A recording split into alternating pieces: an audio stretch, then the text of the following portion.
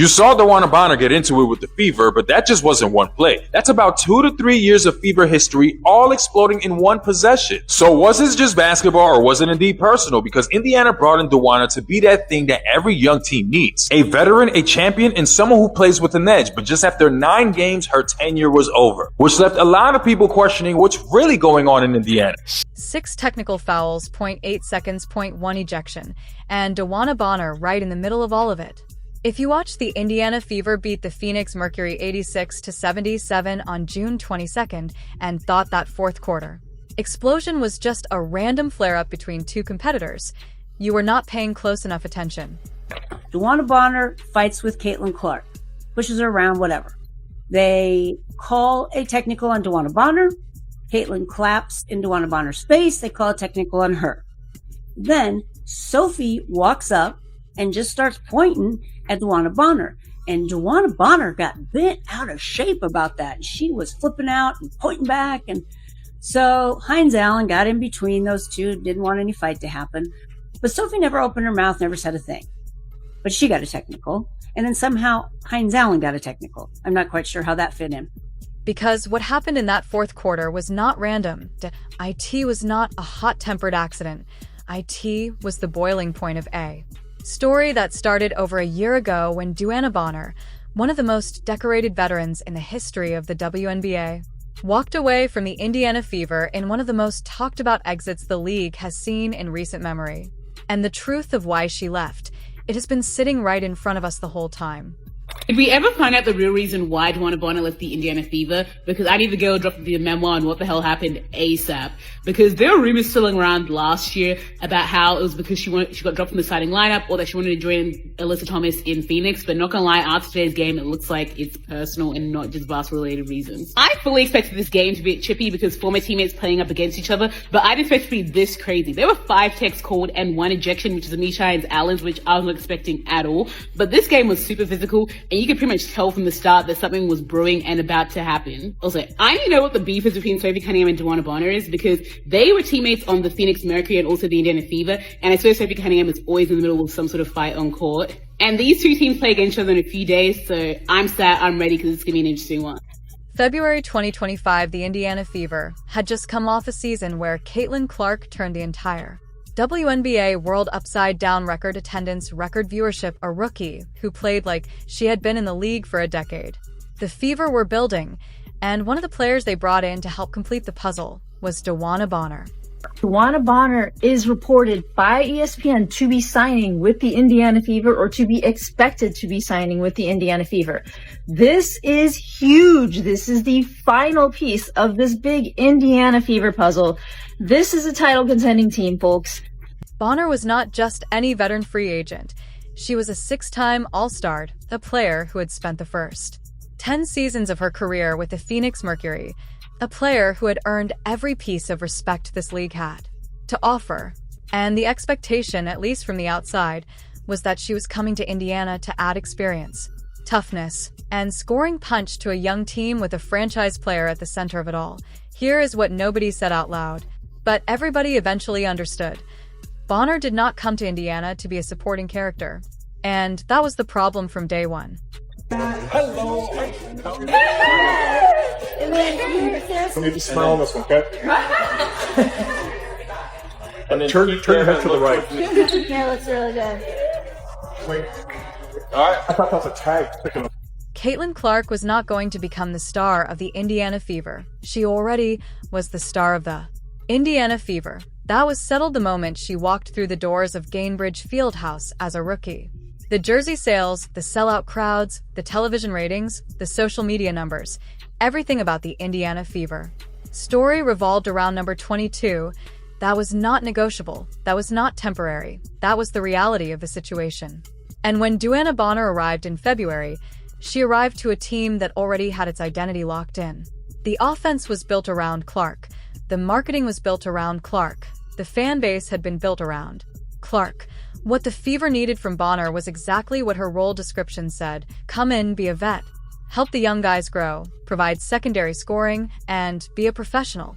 What some people suspected Bonner wanted was something the Indiana Fever simply could not give her, because that thing, the starring role, The lead billing, the spotlight, it already belonged to someone else. Indiana brought in DeWanna to be that thing that every young team needs. A veteran, a champion, and someone who plays with an edge. But just after 9 games, her tenure was over, which left a lot of people questioning what's really going on in Indiana. Because what team moves on from a multi-time All-Star and champion like DeWanna Bonner without any explanation? But here's the reason why this feels even deeper. Because before DeWanna and Caitlin Clark were teammates in Indiana, DeWanna was a part of that Connecticut Sun team that ended a rookie Caitlin Clark's first ever playoff run, where things got chippy and extremely physical between the two. And at the time, DeWanna Bonner and Alyssa Thomas were on the Connecticut Suns. But now both of them are together in Phoenix, and the coach on the other end with the Indiana Fever that's trying to beat them is Coach Stephanie White, who was the same coach of that Connecticut Sun team. So when Alyssa and Maisha get involved, when DeWanna Bonner is talking, when Caitlin Clark is clapping, and then Sophie Cunningham steps in, that moment no longer feels random. It feels like playoff history, a Fever fit that went wrong, and most importantly, Phoenix Mercury loyalty. Here is the box score of DeWanna Bonner's Indiana Fever career: 0.9 games played, 0.3 starts, 0.7, 0.1 points per game, 3.8 rebounds, about 21 minutes per game, for a 6-time All-Star who had been one of the best wings in the history of this league. Those numbers were not the kind of awesome entry anyone puts on a highlight reel. But the numbers were not really the issue. The issue was what was happening off the court. After June 10th, 2025, Bonner stopped showing up. Not because of injury, not because of any physical ailment. The official word from the Fever was personal reasons. But it did not take long for the real story to leak out. Bonner was unhappy. She did not feel like the fit was working. And sources told Front Office Sports that she did not want to return to Indiana, that she specifically wanted to play in Phoenix or Atlanta instead. She had been in Indiana for less than a season, with barely 9 games on the court. And she was already done. I don't know if I've overcome it yet. It's been like a whirlwind, but it's just been tough. It's been tough. I went through a lot, especially like the cyberbullying, things like that, but just thankful for my teammates. Is it really cyberbullying, or was it fans holding you accountable because you were playing like trash? You were playing like trash. That's why the fans got on you. You were scoring like, 7 points per game, and you weren't giving it your all. It was pretty obvious. Now you go to Phoenix, and now you're playing full sprint, giving your all. That meant the fans felt like, man, you weren't really giving your all.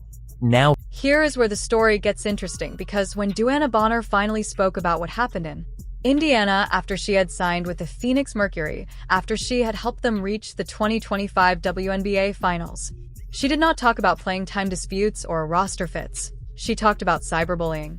And look, nobody should minimize the real pain of online harassment. That is not the conversation. The conversation is about what the cyberbullying was a reaction to. Fans do not go after players who are giving everything to their team and fitting into their role with grace. They go after players who quit on their teammates, who disappear in the middle of a season for vague personal reasons, and who ask for a trade from a team they chose to sign with just months earlier. The fan reaction was a response to a decision, and the decision was hers. Calling it cyberbullying does not explain why she stopped showing up. IT just reframes the narrative. No, yeah, I think that when you love people, you just want them to be good, be their best selves, and worry about scoring the basket. And you know what? I know my role. Maisha knows her role. I think everyone on our team knows our role. And so it's just kind of who we are. It's in our DNA. Fast forward to June 22nd, 2026, Indiana Fever versus the Phoenix Mercury. And before we even get to the fourth quarter explosion, let us talk about Sophie Cunningham, because her post-game words cut straight through everything. Sophie Cunningham is exactly the kind of player that exposes a problem when she sees one. She is not soft-spoken. She is not diplomatic in the way that corporate athletes learn to be.